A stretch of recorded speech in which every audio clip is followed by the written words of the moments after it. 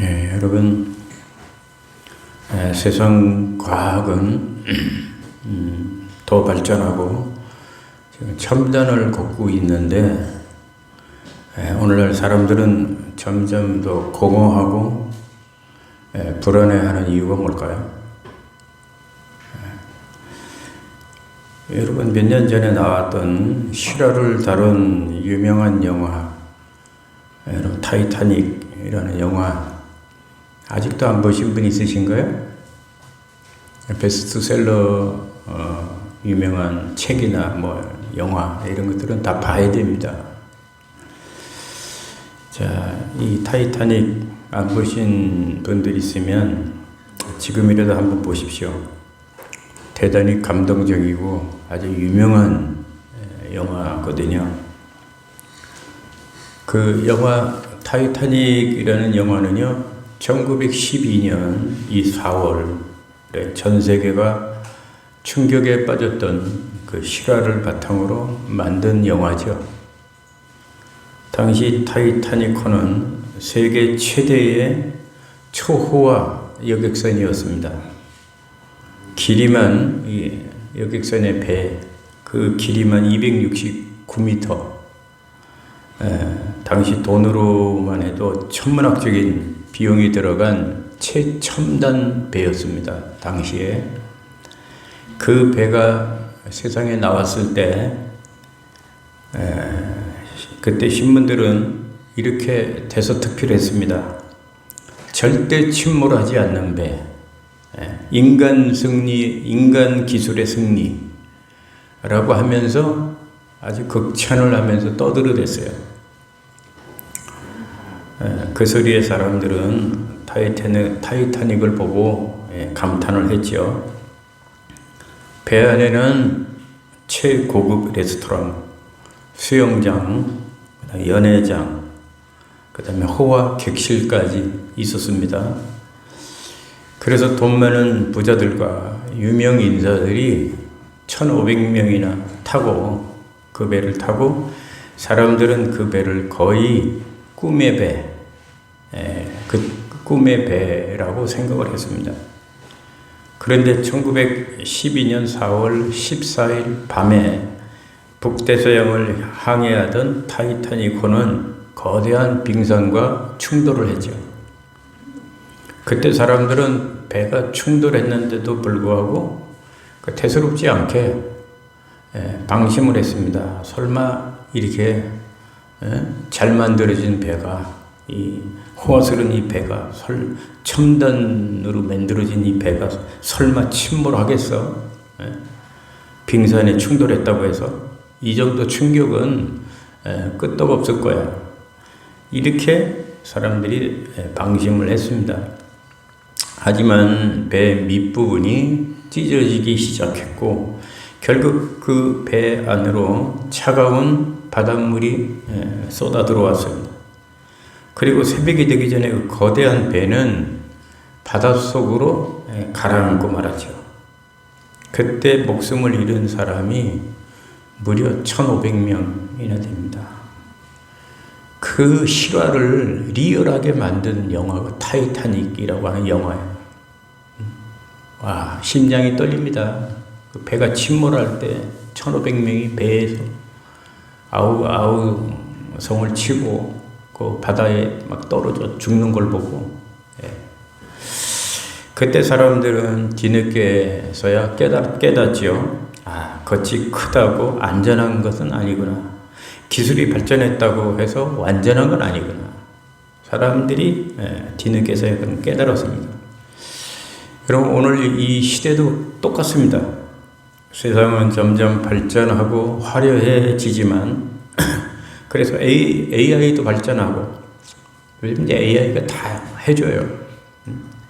AI가 발전하고 과학도 발전하고 빌딩도 높아지고 정보도 차고 넘치고 그러면 사람들의 삶의 질이 더 좋아졌으니까 사람들이 더 안심하고 행복해야 되지 않겠습니까? 그런데 이 세상 문명이 발달하면 발달할수록 사람들의 마음은 더 피폐해지고 세상은 더 각박해지고 사람들은 더 불안해지고 있습니다. 왜 그럴까요? 세상은 첨단으로 발전하고 있는데 사람들은 왜 점점 더 불안해질까요? 오늘 본문에 보면 사도 바울은 오늘 교회를 진리의 기둥과 터라고 말씀하고 있습니다. 한번 따라합시다. 진리의 기둥과 터. 교회를 진리의 기둥과 터라고 말씀하고 바울이 이렇게 말을 하고 있는 이유가 뭘까요? 그것은 우리 신앙의 기초가 흔들리면 결국 무너지기 때문이라는 거예요. 그렇기 때문에 바울이 이런 말을 했다는 거예요. 그리고 또 바울은 진리의 기둥과 터인 교회의 중심에는 반드시 예수 그리스도가 계셔야 한다고 오늘 본문에서 바울은 말씀을 하고 있습니다. 그래서 바울은 이것을 가지고 이렇게 고백을 합니다. 다시 한번 따라해 주실래요? 크도다 경건의 비밀이요. 다시 한번요. 크도다 경건의 비밀이요. 이 교회를 놓고 하는 거예요. 바울이 크도다 경건의 비밀이요. 그래서 오늘은 이 말씀을 가지고 세상이 줄 수 없는 참된 경건의 비밀이 무엇인지 상고해 보려고 합니다. 말씀을 잘 듣고 저와 여러분들이 잘 깨닫는 은혜가 있으면 좋겠습니다. 자, 그럼 바울이 말한 경건의 비밀이 뭘까요? 오늘 본문에서 바울이 말하는 이 경건의 비밀은 하나님의 교회가 비경건의 비밀이라는 거예요. 15절에 보면 만일 내가 지체하면 너로 하여금 하나님의 집에서 어떻게 행하여야 할지를 알게 하게 하미니 이 집은 살아계신 하나님의 교회요 진리의 기둥과 터니라. 이렇게 말씀하고 있습니다. 이 말씀 보면 바울은 경건의 비밀이 바로 교회라고 말씀하고 있는 거죠. 그러니까 바꿔 말하면 교회는 경건의 비밀을 가진 장소라고 하는 겁니다. 자, 그러면 교회가 왜 경건의 비밀일까요? 첫째는 교회는 하나님의 집이기 때문입니다. 누구의 집이요? 하나님의 집이요. 목사의 집이 아니고 사람의 집이 아니고 이 교회는 하나님의 집이기 때문이네. 여러분, 교회는 단순히 건물이 아닙니다. 예배당 자체가 이 교회가 아닙니다. 이 건물은 예배당이지 교회가 아닙니다. 그러면 교회는 어떤 곳입니까? 교회는 하나님을 믿는 성도들이 모인 한 사람 한 사람 모여서 공동체, 그게 바로 교회인 거죠. 그래서 교회는 사람 모임이 아니라 하나님이 거하시는 곳입니다. 믿으시길 바랍니다. 하나님의 집이기 때문에 하나님이 거하는 것이에요. 근데 어떤 사람은 이렇게 말하는 사람들도 있어요. 나는 하나님을 믿어. 그런데 교회는 가기 싫어. 이런 분들이 있어요. 어떻게 생각하십니까? 하나님을 믿는데 교회는 가기 싫대요. 그러나 성경은 여러분 어떻게 말합니까? 하나님과 교회를 절대로 분리하지를 않죠. 여러분 성경의 그 노아 시대를 보세요. 노아 시대에 보면 그 당시 사람들 다 하나님을 믿는다고 했을 것입니다. 하나님 믿느냐 그러면 다 하나님 믿는다고 했을 거예요, 분명히. 그런데 노아는 곧 하나님의 심판이 있을 것이니 다 방주 안에 들어오라고 그 사람들을 초청하고 전도했습니다. 그런데 그들은 노아의 말에 비아냥거리면서 방주 안에 한 사람도 들어온 사람이 없었어요. 그 결과 어떻게 됐는지 잘 알죠? 노아 말대로 물심판이 시작이 될 때 방주 안에 들어온 노아 가족들과 짐승들만 구원을 받았고 노아 방주에 들어오지 못한 사람들은 다 물심판을 받아 멸망했지 않아요? 이와 같이 하나님을 믿는다고 하면서도 노아 방주와 같은 교회 안에 들어오지 않으면요, 구원받을 수 없어요. 교회 생활 안 해도 예수 하나님을 믿기만 하면 구원받는다. 그러면 교회 생활 뭐하러 해요? 교회 생활 할 필요가 없죠. 자, 그러면 교회는 어떤 곳입니까? 교회는 하나님이 우리를 만나주시고, 따라합시다. 만나주시고, 또 우리에게 말씀하시는 하나님의 집입니다. 그래서 교회는 어떤 곳이냐? 경건의 비밀이다. 경건의 비밀이다. 두 번째, 왜 교회를 경건의 비밀이라고 했을까요? 교회는 살아계신 하나님의 교회이기 때문입니다. 하나님의 집이고, 두 번째는 하나님의 교회. 여러분, 세상 조직은요, 망할 수가 있습니다. 나라도 망할 수가 있고요. 기업도 사라질 수가 있습니다. 그러나 교회는 다릅니다. 무너지지 않고 절대 사라지지 않습니다. 왜냐하면 교회는 살아계신 하나님이 계시기 때문이죠. 여러분, 역사를 보세요. 역사를. 로마 제국이 사라졌죠. 그러나 교회는, 핍박하던 교회는 사라졌습니까? 핍박하던 교회는 남아있고, 핍박했던 로마 제국은 사라져버렸어요. 네로 황제 같은 수많은 독재자들이 교회를 없애려고 그렇게 박해를 했지만 교회는 없어지지 않았어요. 교회는 아직까지도 건재합니다.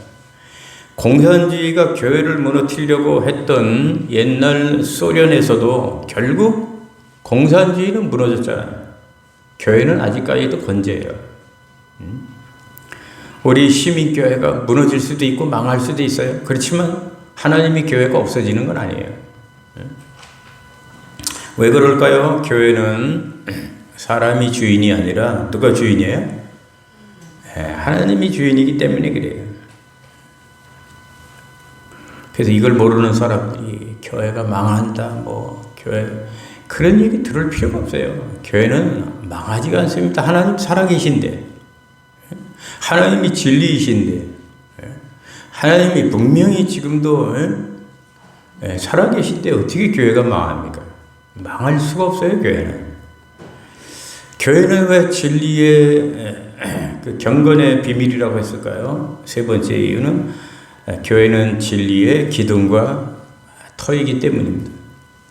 오늘 본문 15절 다시 보면 이 집은 살아계신 하나님의 교회요 진리의 기둥과 터니라 그랬습니다. 여러분, 기둥은 건물을 받치는 게 기둥이죠. 그런데 기둥이 무너지면 어떻게 되겠어요? 집이 무너집니다. 건축하시는 우리 오늘 오신 선생님이, 유 선생님이 건축하시는 우리 신 집사님하고 같이. 기둥이 무너지면 집이 무너지죠. 그래서 기둥은 아주 매우 중요하지 않습니까? 터는 무엇입니까? 터는 밭을 얘기하는 거죠. 밭은 뭘 의미합니까? 이건 기초를 얘기하는 거죠. 기초. 그래서 여러분, 교회의 기둥인 진리가 무너지고, 진리가 기둥인데 이 기초인 진리가 무너지고, 그러면 가정도 무너지고 사회도 무너지고 심지어 나라까지 무너지게 되는 거죠. 진리가 중요한 이유는 무엇입니까? 진리가 기둥이기 때문이라는 거예요. 여러분들 마음 믿음 속에도 이 진리의 믿음이 이게 없으면 무너지는 거예요. 오늘도 우영이가 목사님 죄송합니다. 오늘 알바 때문에 오늘 교회 못 나간대. 그래서 야, 너 그러면 안 돼.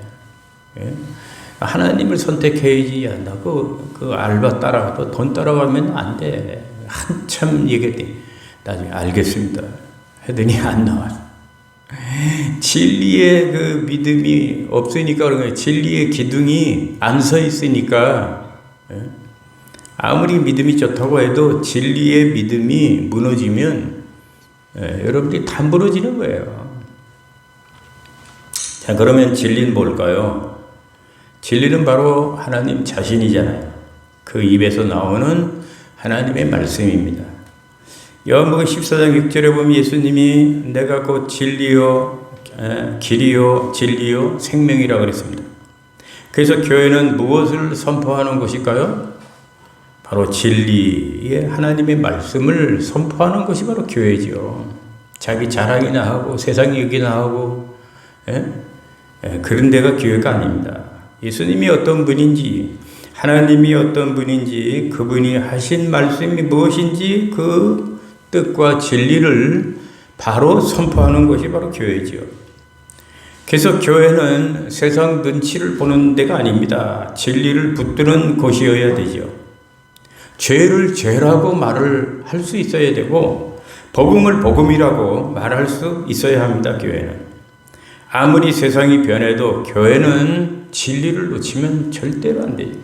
성도는 이 진리를 놓치면 절대로 안 되는 거예요. 목사는 진리를 열심히 선포해야 되고 성도들은 진리를 열심히 배우고 따라야 됩니다. 교회는 이렇게 진리의 기둥과 터이기 때문에 교회가 경건의 비밀이라는 거죠. 자, 한두 번째 경건의 비밀인, 그런데 경건의 비밀이 교회라고 그랬죠. 그 교회 중심에는 누가 있다는 거예요? 예수 그리스도가 있다는 거예요. 경건의 비밀이 교회다. 근데 교회의 그 중심에는 바로 예수 그리스도가 있다는 거예요. 16절에 보니까 크도다 경건의 비밀이요 그렇지 않다 하느니 없도다 라고 했습니다. 이 말씀을 보면 갑자기 분위기가 확 바뀌어요. 흐름이 바뀌어요. 바울은 경건의 비밀을 설명하다가 갑자기 찬송처럼 예수님을 선포합니다. 왜 그럴까요? 교회의 중심, 교회의 핵심은 결국 예수 그리스도이시기 때문이라는 거예요.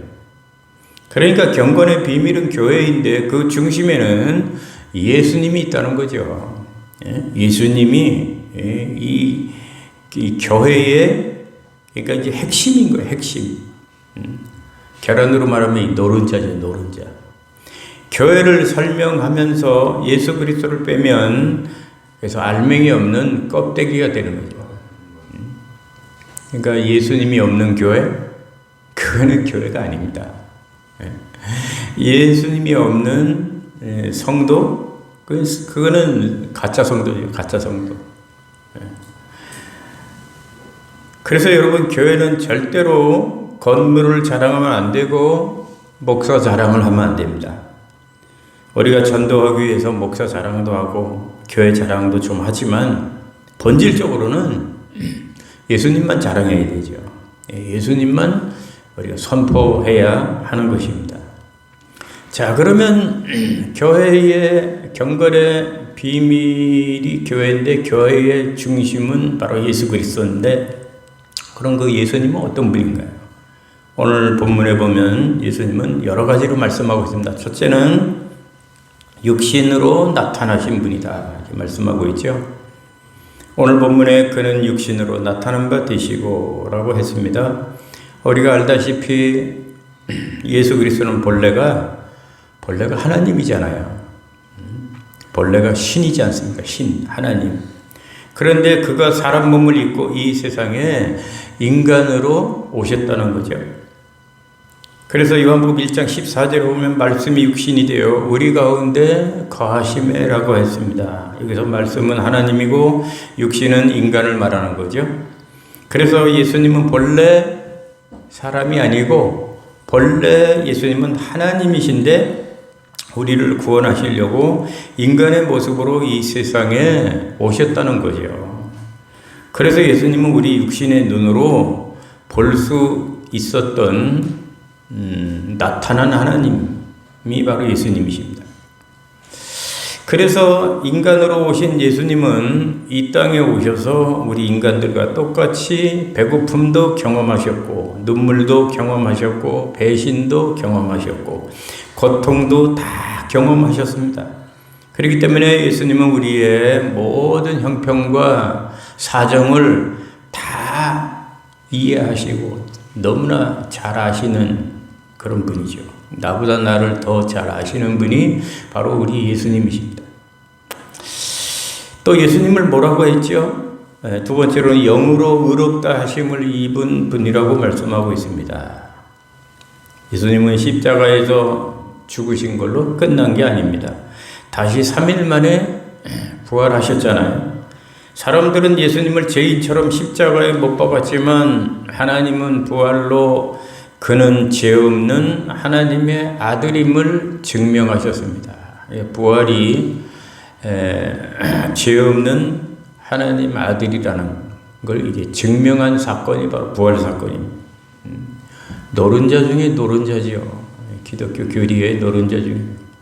부활은 예수님은 죽은 분이 아니라 살아나신 생명의 하나님이라는 뜻이고, 우리 하나님은 죽은 하나님이 아니라 살아계신 하나님이라고 하는 그런 뜻이죠. 다른 종교에는 다른 데는 부활이 없습니다. 다시 사는 게 없습니다. 이 부활은 최대의 소망이지요. 부활이 없다면, 다시 사는 게 없다면, 예수님이 다시 살지 않으셨다면, 또 우리도 다시 부활하지 않는다면 우리가 무슨 소망이 있어요? 예수 믿을 필요가 뭐가 있어요? 그런 진리가 있기 때문에, 그렇기 때문에 예수 부활은 기독교의 심장과 같이 중요한 겁니다. 가장 중요한 거죠. 자, 그 다음에 예수님을 또 뭐라고 하죠? 세 번째로 오늘 본문에 보니까 천사들에게 보이신 분이다 라고 말씀하고 있습니다. 예수님이 탄생하실 때 누가 나타났어요? 천사가 나타났어요.